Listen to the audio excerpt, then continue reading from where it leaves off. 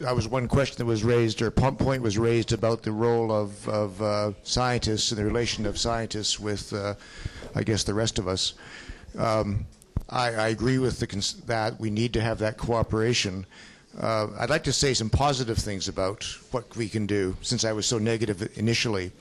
And the first positive thing I want to stress is that the technologies that I mentioned, nanotechnology, synthetic biology, geoengineering, will not be successful. For 2 or 3 generations at least of technologies, they will be failures. That's the good news. The bad news, of course, is that technologies can be scientifically messy or incompetent and still be incredibly profitable.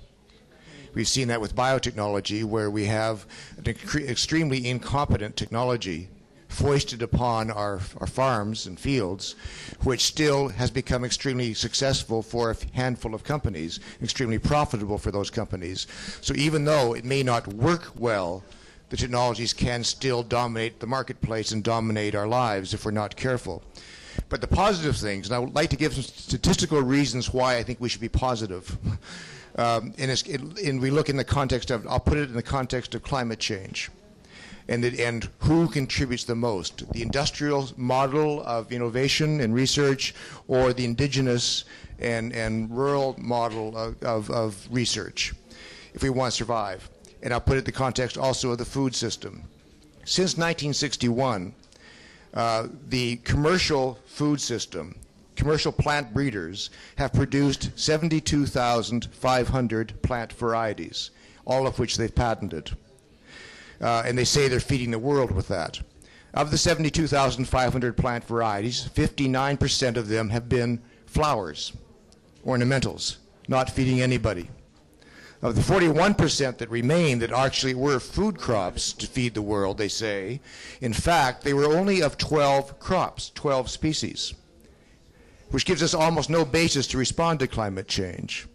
The reverse of that, if you look at indigenous contributions to plant breeding in the world since 1961, and this is a very conservative estimate, but the one we can prove, is that indigenous communities have contributed 1.9 million plant varieties without patenting any of them to the whole world. 1.9 million, and not in 12 crops, but in 7,000 different species during that time period. So who's going to get us through climate change, to respond to the pressures of new diseases, new pests, and so on?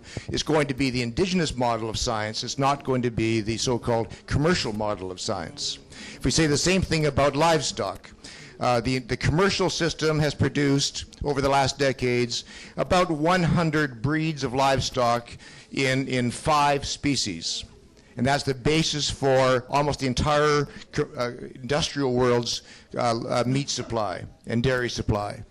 Compare that to the indigenous model, which is that the indigenous model over that time period has worked with 40 domesticated species, not 5, is working with 7,816 breeds that no one else has. And those are the ones that have been counted by others. There's probably much more than that. Those are the ones we can count and show. So again, the diversity we need to survive climate change, the scientific capacity to survive climate change, rests with the communities that we see in the World Social Forum. The indigenous communities and the farming communities in the World Social Forum, not in that commercial scientific era. I could say the same thing about aquatic species, marine species.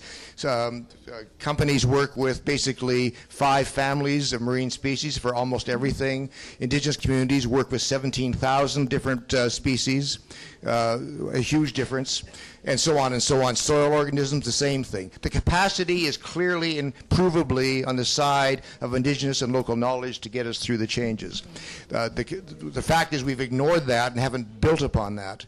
That doesn't change the fact, however, that the threat still is there. The threat of synthetic biology to massively transform our biomass, the threat of nanotechnology to control the earth underneath us, basically, and the threat of geoengineering to try to mess with our stratosphere is still there. But I think we can certainly overcome it. Dans le débat que nous avons eu, à plusieurs reprises, la question de la barbarie est revenue.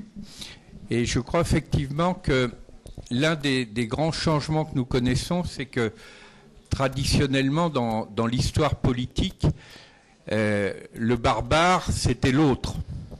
Quand les Grecs définissent la barbarie, le barbare, c'était l'autre. Alors l'autre de la communauté politique, l'autre l'ennemi, l'autre de la communauté religieuse qui est l'infidèle. Et nous voyons bien qu'aujourd'hui, ce qui définit la barbarie, c'est le contraire. C'est le refus de l'autre. Quand on pose le problème à l'échelle planétaire, et par exemple les questions écologiques nous obligent à poser le problème à l'échelle planétaire, nous voyons bien que l'humanité est menacée, mais elle n'est pas menacée par une barbarie extérieure. Nous ne sommes pas menacés par des barbares extraterrestres. Nous sommes menacés, mais par une barbarie intérieure, qui est la barbarie interhumaine.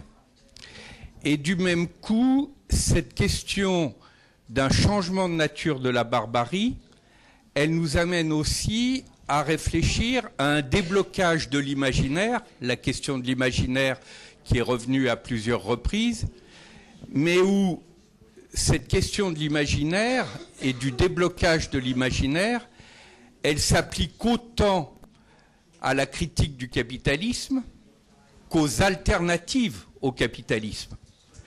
Parce que l'échec de nombre d'alternatives au capitalisme, c'est qu'elles ont elles-mêmes fait l'économie de cette question de l'altérité. Elles étaient elles-mêmes dans un modèle totalisant et qui pouvait devenir totalitaire. Quand on oppose à la captation de richesse la captation de pouvoir, on a l'échec du communisme dans sa forme bureaucratique, soviétique, aujourd'hui chinoise. Quand on oppose à la captation de richesse une forme de captation de sens, on a des théocraties ou des systèmes identitaires à base religieuse.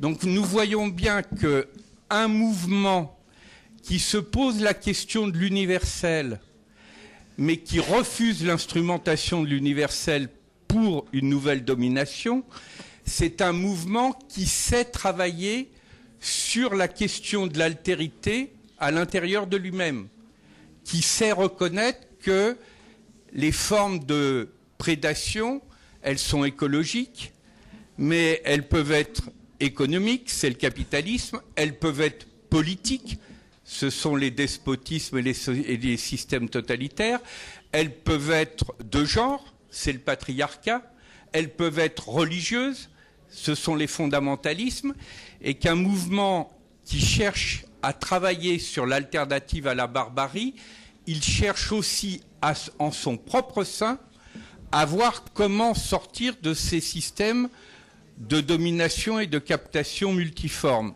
Et du même coup, on retrouve la question de la démocratie. C'est très intéressant ce qui se passe aujourd'hui avec les mouvements nés en Tunisie et en Égypte, parce que le message qu'ils apportent, n'est pas simplement un message pour le monde arabe, c'est un message mondial. C'est-à-dire on est aujourd'hui dans une situation où la peur de la démocratie, elle est commune à tous les systèmes de domination. Par exemple, dans son dernier livre, Hervé Kempf sur oligarchie et démocratie, a été reprendre toutes les théorisations critiques de la démocratie telles qu'elles sont montées au sein du capitalisme occidental. Et il met en évidence à quel point la fascination pour la Chine n'est pas simplement une fascination pour la croissance économique, c'est aussi une fascination pour un système politique autoritaire.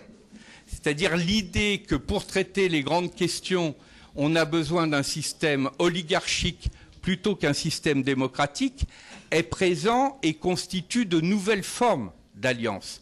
Et par rapport à cette situation, nous avons besoin d'une invention démocratique qui ne se contente pas d'élargir le nombre des participants à la démocratie, ça c'est toute la question des formes de démocratie participative, mais aussi d'une qualité démocratique. Par exemple, quand Hervé Lecronier évoquait le rôle des passeurs d'alerte, des lanceurs d'alerte, quand bien même une personne serait totalement minoritaire, alors que du point de vue de la quantité démocratique, on pourrait dire s'il y a beaucoup plus qu'une majorité, c'est une voix qui ne mérite pas d'être entendue. Du point de vue de la qualité démocratique, on va être amené à considérer que toute opinion, quand bien même serait-elle unique dans une assemblée de 1000 personnes, peut avoir une qualité d'information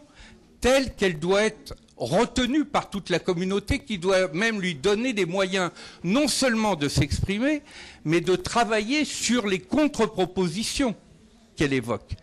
Et cette question de la qualité démocratique, elle revient à ce moment-là à venir travailler sur la question de l'altérité en son propre sein et à faire de cette reconnaissance de l'altérité un outil de progression. Là où traditionnellement la peur de l'autre fait qu'une communauté a tendance à se refermer, là c'est au contraire la façon dont on reconnaît l'altérité qui devient un signe d'une qualité démocratique supérieure.